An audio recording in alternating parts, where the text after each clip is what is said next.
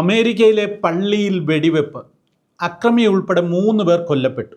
മിഷിഗണിലെ Grand Blanc ടൗൺഷിപ്പിലുള്ള the Church of Jesus Christ of Latter Day Saints എന്ന Mormon സഭയുടെ പള്ളിയിൽ ഈ കഴിഞ്ഞ ഞായറാഴ്ച ആരാധന നടന്നുകൊണ്ടിരിക്കുകയാണ് ദുരന്തമുണ്ടായത്. ഫ്ലിൻറ്റിനടുത്തുള്ള ഗ്രാൻഡ് ബ്ലാങ്കിലെ ലാറ്റർ ഡേ സെയിൻറ്റ്സ് പള്ളിയിൽ ഞായറാഴ്ച രാവിലെ ഏകദേശം 100-ലധികം വിശ്വാസികൾ ആരാധനയ്ക്കായി ഒത്തുകൂടിയിരിക്കെ അക്രമി തൻ്റെ വാഹനം കെട്ടിടത്തിൻ്റെ മുൻവാതിലിലേക്ക് ഇടിച്ചു കയറ്റി. തുടർന്ന് അസോൾട്ട് റൈഫിൾ ഉപയോഗിച്ച് വിശ്വാസികൾക്ക് നേരെ വെടിയുതിർത്തു.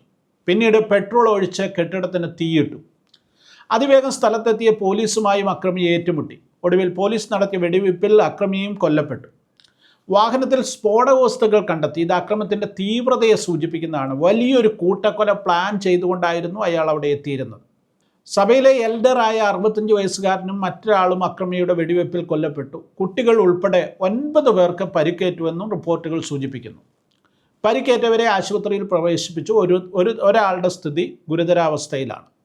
ഈ സംഭവം അമേരിക്കയിൽ മതസ്ഥാപനങ്ങൾക്കെതിരെയുള്ള ആക്രമണങ്ങളുടെ വർധനവിനെ ഓർമ്മപ്പെടുത്തുന്നു. ഫാമിലി റിസർച്ച് കൗൺസിൽ പുറത്തുവിട്ട കണക്കുകൾ പ്രകാരം 2024 അമേരിക്കയിലെ ക്രിസ്ത്യൻ പള്ളികൾക്ക് നേരെ 415 ആക്രമണങ്ങളാണ് റിപ്പോർട്ട് ചെയ്യപ്പെട്ടിരിക്കുന്നത്.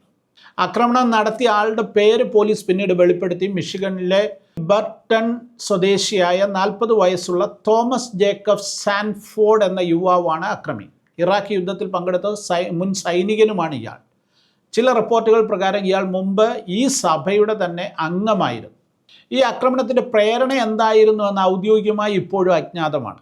FBI സഹായത്തോടെ പോലീസ് സാൻഫോർഡിൻ്റെ വീട്ടിലും ഫോൺ രേഖകളുമൊക്കെ തുടർച്ചയായി പരിശോധിച്ചുകൊണ്ടിരിക്കുകയാണ്. ഒരു മതസ്ഥാപനത്തെ അതിലെ വിശ്വാസികൾ ആരാധനയ്ക്ക് ഒത്തുകൂടിയ സമയത്ത് ഇത്രയും തീവ്രമായ രീതിയിൽ ആക്രമിച്ചത് വ്യക്തിപരമായ വൈരാഗ്യത്തിനപ്പുറം ഒരു പ്രത്യയശാസ്ത്രപരമായ വിദ്വേഷം ഇതിൻ്റെ പിൻപിൽ ഉണ്ടെന്ന് സംശയിക്കുവാൻ കാരണമാകുന്നു. ചില റിപ്പോർട്ടുകൾ പ്രകാരം അക്രമിക്ക് സഭാ നേതൃത്വത്തിനെതിരെ എതിർപ്പുണ്ടായിരുന്നു. വ്യക്തിപരമായ പക, ആൻറ്റി ക്രിസ്ത്യൻ വികാരം അല്ലെങ്കിൽ മാനസികാരോഗ്യ പ്രശ്നങ്ങൾ ഇതൊക്കെ ഇത്തരം ആക്രമണങ്ങൾക്ക് കാരണമാകാറുണ്ട്. അമേരിക്കൻ പ്രസിഡന്റ് ഡൊണാൾഡ് ട്രംപ് ഇതിനെ ക്രിസ്ത്യാനികൾക്കെതിരെയുള്ള പ്ലാൻഡ് അറ്റാക്ക് എന്നാണ് വിശേഷിപ്പിച്ചത്. ഇനി ആക്രമണത്തിനിരയായ the Church of Jesus Christ of Latter Day Saints എന്ന മോർമോൺ സഭയുടെ ചരിത്രത്തെക്കുറിച്ചുകൂടെ പറയേണ്ടതുണ്ട്. അടിസ്ഥാനപരമായി ഈ സഭയെ ഒരു കൾട്ട് സമൂഹമായിട്ടാണ് മറ്റ് ക്രൈസ്തവ സഭകൾ കണക്കാക്കുന്നത്. 1830 ജോസഫ് സ്മിത്ത് എന്നയാളാണ് ന്യൂയോർക്കിൽ ഈ സഭയ്ക്ക് രൂപം നൽകിയത്. 1820 അദ്ദേഹത്തിനുണ്ടായ ഒരു ദർശനത്തിൽ താൻ ദൈവത്തെയും യേശുക്രിസ്തുവിനെയും നേരിട്ട് കണ്ടു എന്ന് അദ്ദേഹം അവകാശപ്പെടുന്നു. ഈ ദർശനത്തെ അടിസ്ഥാനമാക്കിയാണ് സഭയുടെ ആരംഭം. 1830 ഏപ്രിൽ 6 ന്യൂയോർക്കിൽ വെറും 6 അംഗങ്ങളോടെയാണ് ഈ ചർച്ച് ആരംഭിച്ചത്. അന്ന് അതിൻ്റെ പേര് ചർച്ച് ഓഫ് ക്രൈസ്റ്റ് എന്ന് മാത്രമായിരുന്നു. പിന്നീട് 1838 ഈ പേര് സ്വീകരിക്കുകയായിരുന്നു.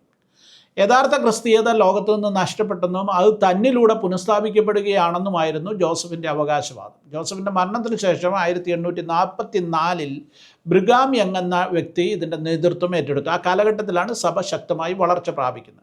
ബൈബിൾ കൂടാതെ ബുക്ക് ഓഫ് മോർമോണിനെ അടിസ്ഥാനമാക്കിയാണ് ഈ പ്രസ്ഥാനം പ്രവർത്തിക്കുന്നത്. തൃത്വവിശ്വാസത്തിലും മറ്റ് ക്രൈസ്തവ സഭകളുമായി ഇവർക്ക് വ്യത്യാസമുണ്ട്. അതിനാൽ തന്നെ ഈ സഭയെ ഒരു കൾട്ട് സമൂഹമായി ഭൂരിപക്ഷം ക്രൈസ്തവരും കണക്കാക്കുന്നു. എങ്കിലും ലോകമെങ്ങുമായി ഇപ്പോൾ 1.5 കോടിയിലധികം അംഗങ്ങൾ ഈ സഭയ്ക്കുണ്ടെന്ന് പറയപ്പെടുന്നു. എന്തായിരുന്നാലും അമേരിക്കൻ സമൂഹത്തിൽ മതപരമായ വിദ്വേഷം എത്രത്തോളം ആഴത്തിൽ വേരൂന്നുന്നു, അത് എത്ര വേഗം വളർച്ച പ്രാപിക്കുന്നു എന്നുള്ളതിൻ്റെ ഞെട്ടിക്കുന്ന ഉദാഹരണമാണ് സെപ്റ്റംബർ 28 മിഷിഗണിലെ ഗ്രാൻഡ് ബ്ലാങ്കിൽ നടന്ന ഈ ആക്രമണം. ഈ മാസം തന്നെ മറ്റൊരു പ്രധാനപ്പെട്ട സംഭവം ഉണ്ടായല്ലോ. യൂറ്റാ വാലി യൂണിവേഴ്സിറ്റിയിൽ യുവ രാഷ്ട്രീയ നേതാവും ക്രിസ്ത്യൻ അപ്പോളജിസ്റ്റുമായിരുന്ന ചാർലി കിർക്കിൻ്റെ കൊലപാതകം. അത് അന്താരാഷ്ട്ര തലത്തിൽ തന്നെ വലിയ ശ്രദ്ധ നേടിയിരുന്നു.